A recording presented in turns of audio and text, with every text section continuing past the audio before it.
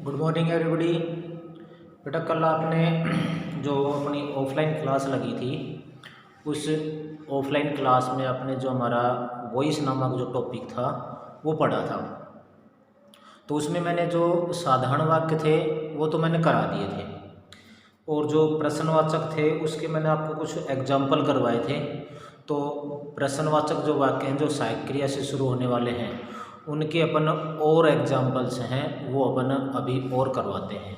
इसमें मैं आपको एक बार जो इसके नियम हैं वो मैं आपको बता देता हूँ। वाक्य में जो प्रयुक्त सहायक क्रिया रहेगी उस सहायक क्रिया को बदलकर ही अपन वाक्य के प्रारंभ में रखेंगे, ठीक है। इसके बाद एवी वाले वाक्य का जो ऑब्जेक्ट है वो ऑब्जेक्ट लिख देंगे। इसके बाद वर्ब की थर्ड फॉर्म, फिर बाय लगा करके सब्जेक्ट। और एक बात का ध्यान रखना, यहाँ पर जो प्रश्नवाचक चिन्ह आया है उस प्रश्नवाचक चिन्ह को अपने को पैसिव वॉइस में भी ऐसे ही रखना है, ठीक है। तो इसके कुछ एग्जाम्पल है वो एग्जाम्पल मैं आपको बताऊँगा।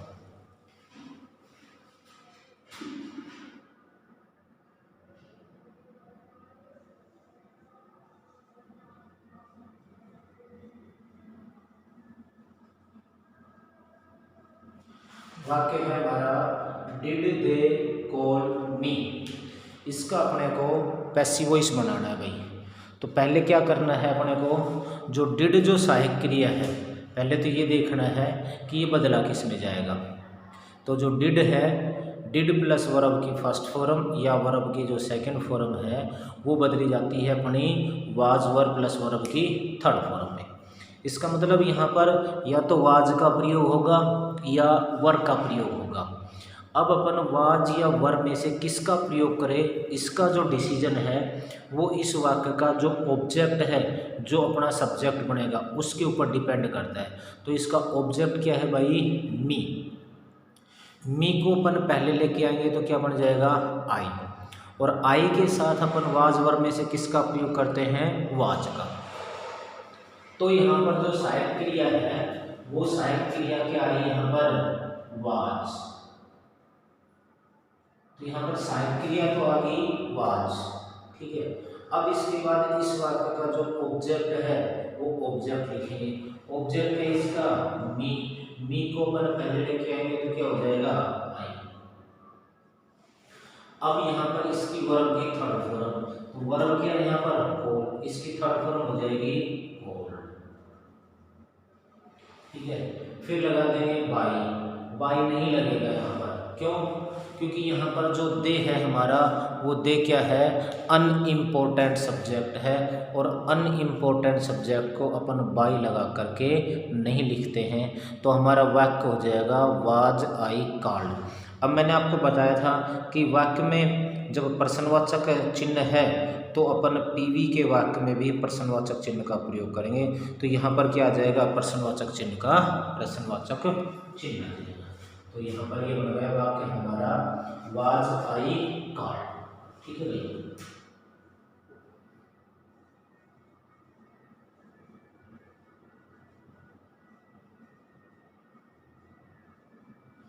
अगला जो सेंटेंस है वो है हमारा कैन यू डू दिस। तो बेटा जो कैन है ना वो कैन भी हमारा एक तरीके से क्या होता है, सहायक क्रिया ही होती है। तो मॉडल है, मॉडल को अपन उसी स्थिति में रखते हैं। जैसे कैन आ गए तो कैन को कैन में, कुड आ गए तो कुड को कुड में, सेल आ गए तो सेल को सेल में, विल आ गया तो विल को विल में। यानी कि जो मॉडल जिस स्थिति में आ रहा है उसको अपन उसी स्थिति में रखेंगे। तो यहाँ पर कैन का तो क्या आ जाएगा, कैन, क्योंकि मॉडल के ऊपर वाक्य के लिंग वचन और कर्ता का कोई प्रभाव नहीं पड़ता है। तो यहाँ पर जो कैन दे रखा है वो कैन का तो क्या आ गया यहाँ पर, कैन। आया भाई समझ में। अब इसका जो ऑब्जेक्ट है, ऑब्जेक्ट क्या है, दिस। अब ये दिस को किसी में बदलना नहीं है तो दिस का क्या आ जाएगा यहाँ पर, दिस। मॉडल है, मॉडल के बाद अपन किसका प्रयोग करते हैं, मॉडल के बाद करते हैं अपन बी का प्रयोग। तो यहाँ पर क्या आ जाएगा, बी। यहाँ पर अपन करेंगे बी का प्रयोग, तो आ गया बी। अब इसके बाद वर्ब की थर्ड फॉर्म, वर्ब की थर्ड फॉर्म क्या हो जाएगी, डू है। डू की थर्ड फॉर्म क्या हो जाएगी डन, तो यहाँ पर आ गया डन। फिर बाई और यू को किस में बदलते हैं, यू का यू आता है तो यहाँ पर यू का यू, लेकिन लास्ट में प्रश्नवाचक चिन्ह का प्रयोग। ये प्रश्नवाचक चिन्ह अगर आपने नहीं लिखा तो गलत हो सकता है हमारा, और गलत हो सकता है नहीं, गलत ही होगा। इसलिए प्रश्नवाचक चिन्ह का आप विशेष ध्यान रखा करो कि प्रश्नवाचक चिन्ह जो WH से शुरू है उसमें भी, और सहायक क्रिया से शुरू है उसमें भी ये तो आएगा ही। अगला जो सेंटेंस है हमारा,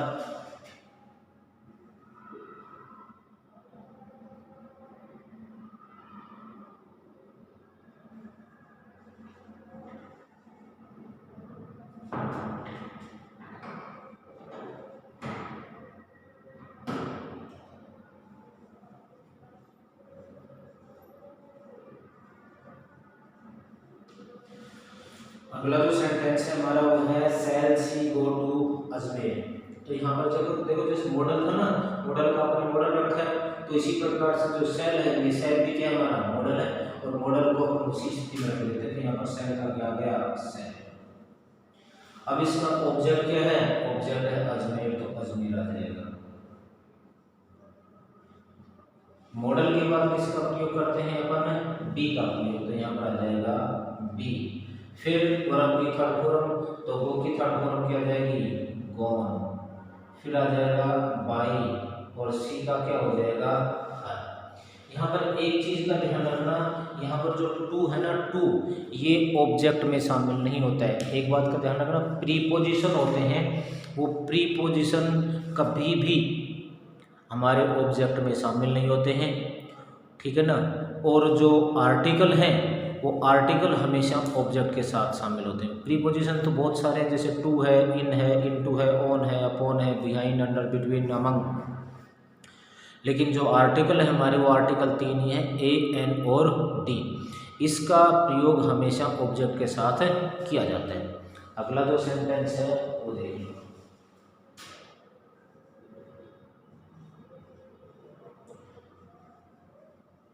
does Radha sing a song. जैसे यहाँ पर ये तो था हमारा प्रीपोजिशन, सॉरी प्रीपोजिशन, तो प्रीपोजिशन तो कभी देखो ऑब्जेक्ट के साथ आया नहीं। यहाँ पर ये है आर्टिकल, तो ये आर्टिकल हमेशा किसके साथ आएगा, ऑब्जेक्ट के साथ इंक्लूड होता है। तो यहाँ पर सहायक क्रिया है डू डज प्लस वर्ब की फर्स्ट फॉर्म, तो डू डज प्लस वर्ब की फर्स्ट फॉर्म को किस में बदलते हैं, डू डज प्लस वर्ब की first form change into is am are plus verb third. तो इसका मतलब यहाँ पर या तो इज का प्रयोग आना है, या एम का प्रयोग आना है, या आर का प्रयोग। इज एम आर में से किसका प्रयोग आएगा, इसका जो डिसीजन है वो हमारा इस वाक्य का जो ऑब्जेक्ट है वो ऑब्जेक्ट करेगा। ऑब्जेक्ट क्या है इसका, ए सॉन्ग, तो ए सॉन्ग क्या है हमारा सिंगुलर, और सिंगुलर के लिए अपन किसका प्रयोग करते हैं, इज का। तो यहाँ पर जो डज है वो डज किसमें बदल गया, इज में, तो यहाँ पर हो गया हमारा इज। ऑब्जेक्ट क्या है इसका, ए सॉन्ग। तो मैंने बताया ना, अब भाई जो आर्टिकल होते हैं आर्टिकल तो हमेशा किसके साथ होते हैं, ऑब्जेक्ट के साथ इंक्लूड होते हैं, शामिल होते हैं, लेकिन प्रीपोजिशन होते हैं वो नहीं होते। तो यहाँ पर ए सॉन्ग हमारा क्या है, ऑब्जेक्ट है, तो यहाँ पर होगा ए सॉन्ग। अब ये वर्ब है, इसकी वर्ब की थर्ड फॉर्म, तो वर्ब की थर्ड फॉर्म होती है इसकी सिंग, सॉन्ग, संग, SUNG। तो यहाँ पर इसकी वर्ब की थर्ड फॉर्म हो जाएगी SUNG। फिर बाई और राधा का राधा, ठीक है, और लास्ट में प्रश्नवाचक चिन्ह, लास्ट में क्या जाएगा प्रश्नवाचक चिन्ह। तो इस तरीके से हमारे और भी जो उदाहरण है वो और उदाहरण भी बन सकते हैं। देखो अगला उदाहरण,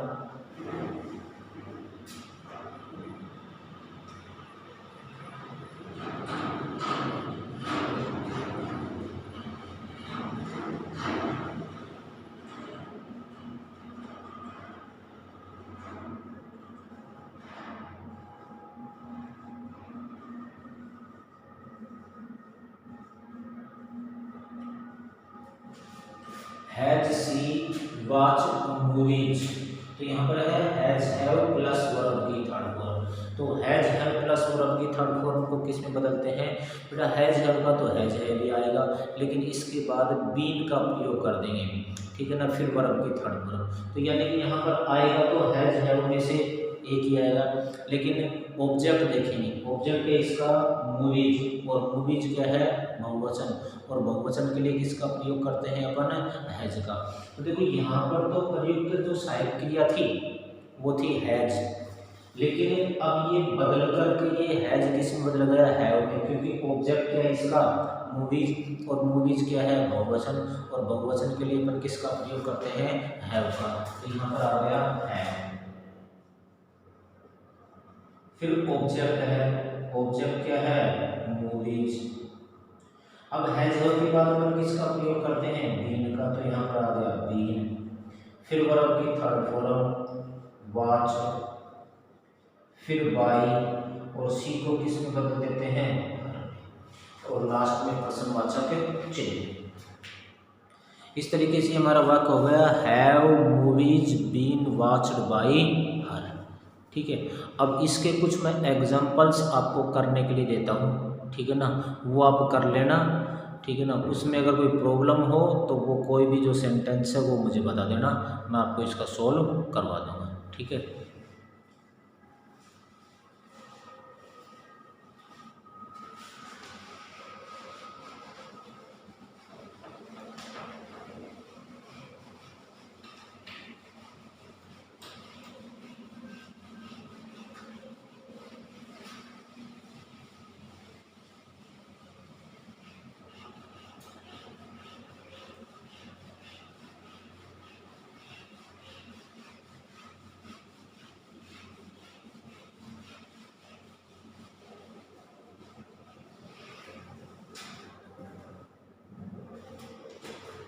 जैसे आपके होमवर्क के लिए मैं कुछ सेंटेंस दे रहा हूँ,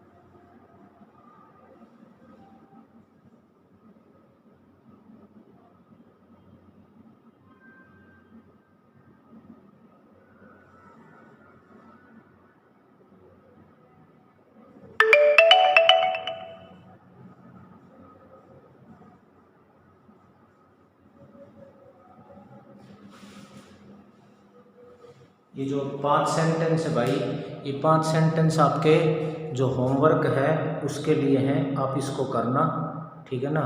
और फिर जो भी कोई प्रॉब्लम है आप उसके बारे में मुझे कल सूचित करना, ठीक है ना। इससे अगला जो सेंटेंस है वो अगला सेंटेंस है हमारा WH से शुरू होने वाले जो वाक्य हैं उनका पैसिव वॉइस बनाना, ठीक है।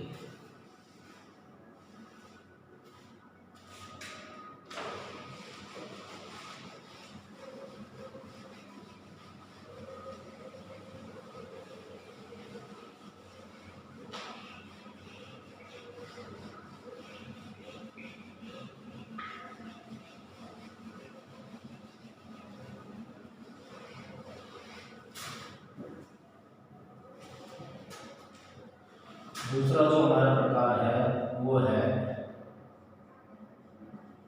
WH शब्दों से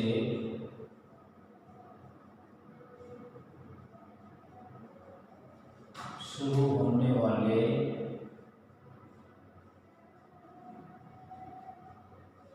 वाक्यों का पीवी बनाना। दूसरा है हमारा WH शब्दों से शुरू होने वाले वाक्यों का पीवी बनाना। ये भाई बिल्कुल सरल है। यदि किसी के सहायक क्रिया से शुरू होने वाले जो वाक्यों का पीवी बनाना है वो समझ में आ गया तो फिर ये बिल्कुल ही क्या है, सरल है। इसमें क्या है, वाक्य के प्रारंभ में आपको मिलेगा, सबसे पहले मिलेगा WH शब्द। तो अपने को करना क्या है कि जो वाक्य में प्रयुक्त जो WH शब्द है उसको ऐसा का ऐसा WH शब्द है उसको वाक्य के प्रारंभ में रख देना। मैं इसके नियम है वो नियम लिखवा देता हूँ।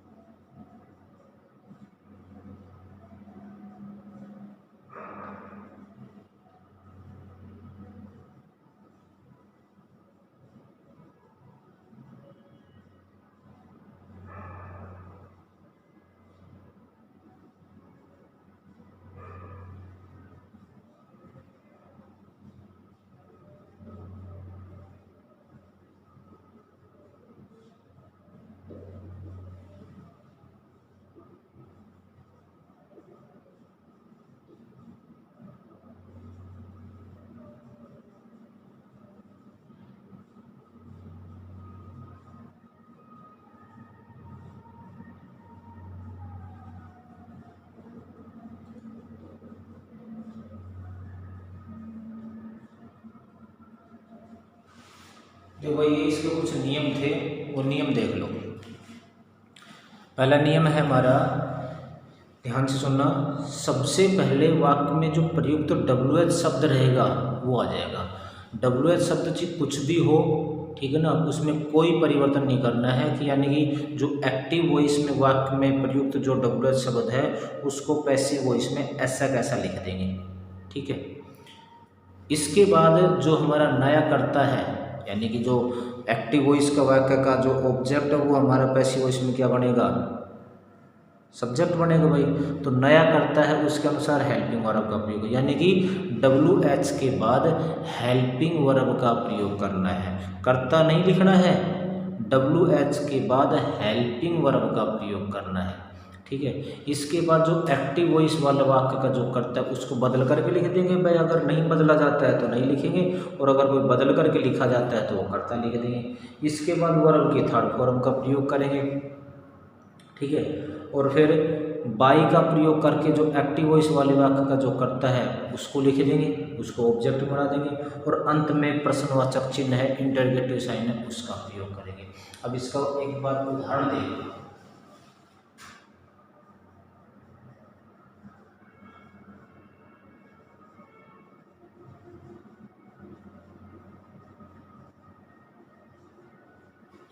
वाक्य हमारा भाई do you go to school, इसका अपने को पैसिव वॉइस बनाना है। तो भाई जो हमारा नियम लिख रखा है, इस नियम के आधार पर ही अपन क्या बनाएंगे, हमारा इसका पैसिव वॉइस बनाएंगे। तो इसमें सबसे पहले नियम क्या है कि सबसे पहले वाक्य में जो प्रयुक्त जो WH शब्द है वो लिख देंगे।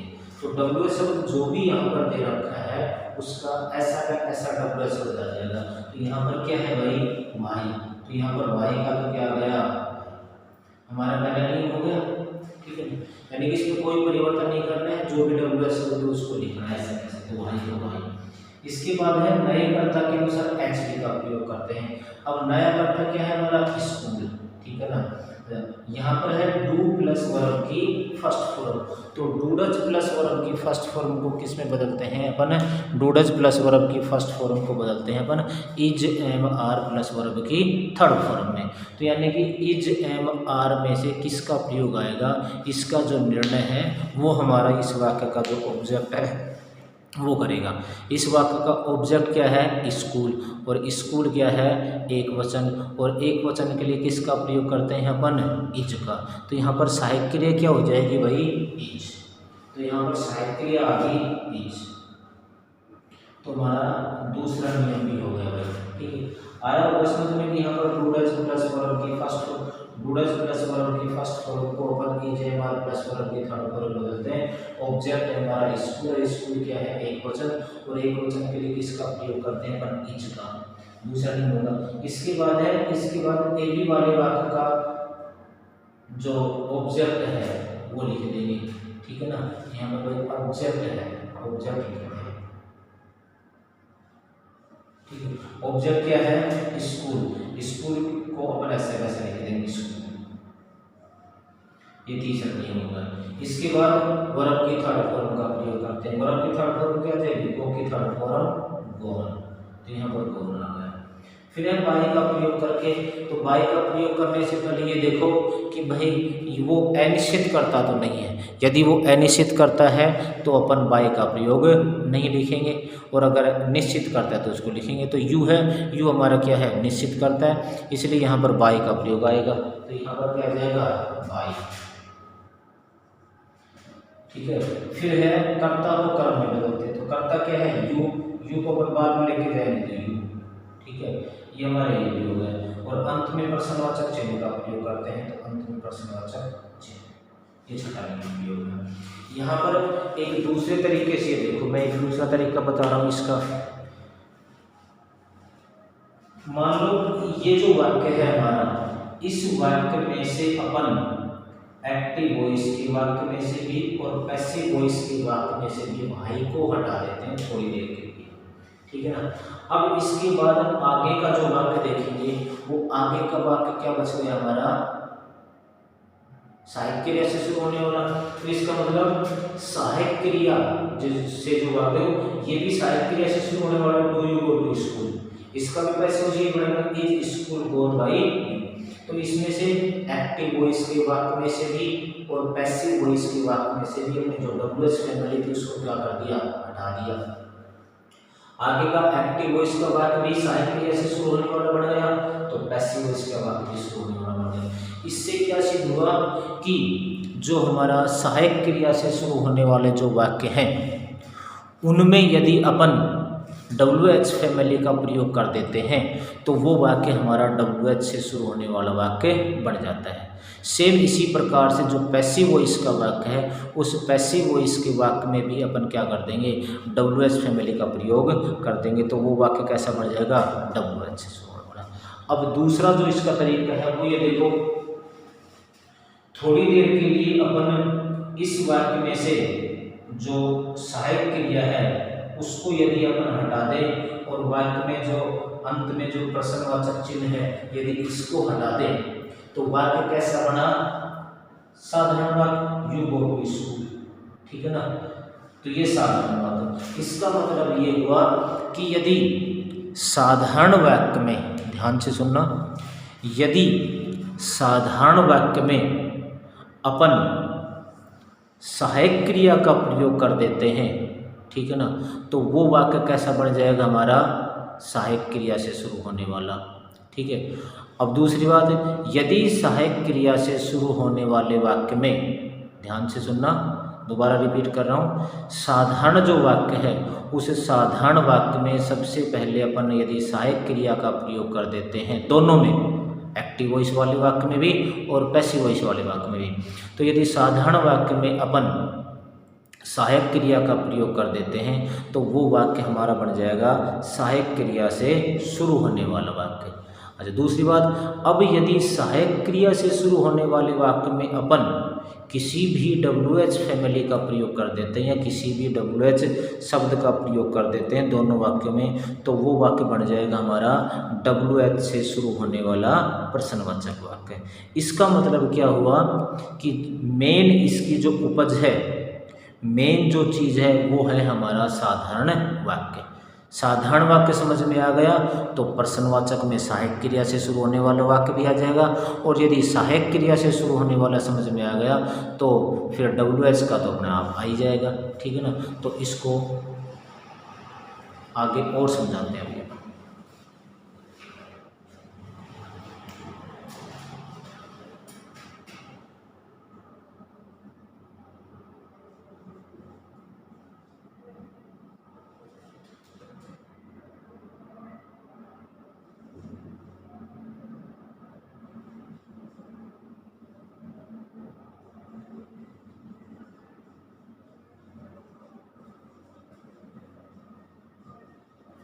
अगला सेंटेंस है हमारा, how does Ram play chess. तो सबसे पहले वाक्य में जो प्रयुक्त WH फैमिली है उस WH फैमिली का क्या रख देंगे, WH फैमिली। तो हाउ का तो क्या है यहाँ पर हाउ। इसके बाद अपन सहायक क्रिया का प्रयोग करेंगे। सहायक क्रिया क्या है यहाँ पर, डज। तो यानी कि डू डज प्लस वर्ब के फर्स्ट फॉर्म को किस में बदलते हैं, इज हमारे प्लस वर्ब के थर्ड फॉर्म में। ऑब्जेक्ट क्या है, चेस। चेस क्या है, एक वचन, और एक वचन के लिए भी इज हमारे में से किसका प्रयोग करेंगे, इज का। तो सहायक क्रिया होगी यहाँ पर इज। ऑब्जेक्ट क्या है इसका, चेस, तो यहाँ पर हो गया चेस। फिर वर्ब की थर्ड फॉर्म, तो प्ले की थर्ड फॉर्म क्या होगी, प्लेड। फिर बाई और राम का क्या आ जाएगा, राम, और प्रश्नवाचक चिन्ह। तो ये वाक्य बढ़ गया हमारा, how is chess played by Ram. ठीक है, तो ये जो आज का जो हमारा टॉपिक था वो अभी मैंने कल आज ही स्टार्ट किया है, तो इसके जो बाकी के जो एग्जाम्पल्स हैं वो अपन पढ़ाएंगे कल। जो मैंने सहायक क्रिया से शुरू होने वाले जो मैंने आपको 5 सेंटेंस दिए हैं उनको आपको करना है। जो समझ में नहीं आए तो आप फ़ोन करके या व्हाट्सएप करके और मुझे बता देना, मैं उसका तुरंत जो सॉल्यूशन है वो आपके पास भेज दूंगा। और अपनी पढ़ाई है आप उसको सुचारू रूप से चालू रखें, क्योंकि अब की बार किसी भी स्थिति में, ध्यान रखना, अब की बार किसी भी स्थिति में आपका जो एग्ज़ाम है वो हर हाल में होगा। ठीक है ना, गवर्नमेंट बार बार कह रही है, इसके लिए जो बोर्ड के जो एग्ज़ाम सेंटर है उसमें बढ़ोतरी कर दी गई है, पुलिस फोर्स की व्यवस्था कर दी गई। तो अब की बार एग्ज़ाम में वो कन्फर्म होंगे, और शायद से 1 फरवरी से स्कूल खुलने की संभावना है। तो आपकी ऑफलाइन क्लास है वो ऑफलाइन क्लास भी 1 फरवरी से खुल जाएगी। ठीक है ना, तब तक के लिए आप अपना जो भी कोई ऑनलाइन में जो भी आपको सिलेबस है या मैटर है वो अवेलेबल होते हैं, आप उसको ध्यान से पढ़ें। नहीं समझ में आया तो एक बार ऑफलाइन क्लास में समझ लेना। ठीक है, thank you and have a nice